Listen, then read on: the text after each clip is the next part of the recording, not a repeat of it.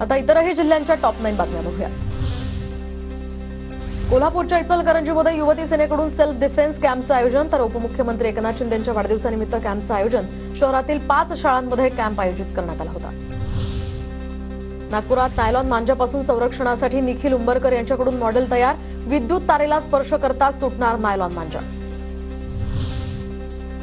जालन्यातील भोकरदन शहरामध्ये नायलॉन मांजा विक्रेत्यांवर पोलिसांची कारवाई, तर 22,400 रुपयांचा मुद्देमाल पोलिसांकडून जप्त। मांजा विक्री करणाऱ्या संबंधित व्यक्तीवर गुन्हाही दाखल।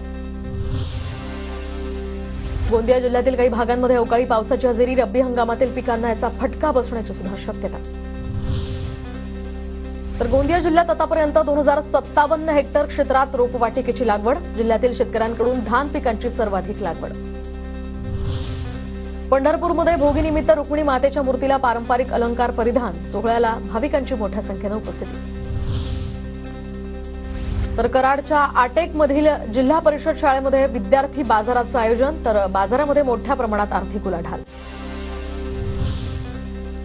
नाशिकच्या मालेगावात आढळला दुर्मिळ अजगर, तर 20 वर्षांनंतर पहिल्यांदाच इतका मोठा अजगर मिळाल्याची प्राणीमित्रांची माहिती, अजगर वन विभागाच्या ताब्यात देणार। कोल्हापूरच्या इचलकरंजीमध्ये पैसे मागितल्याच्या वादातनं 2 मित्रांमध्ये चाकू हल्ला, आरोपी वैभव मोरे पोलिसांच्या ताब्यात, तर जखमी तरुणावर खासगी रुग्णालयात उपचार सुरू। आता बघूया टॉप 9 शहरांच्या बातम्या।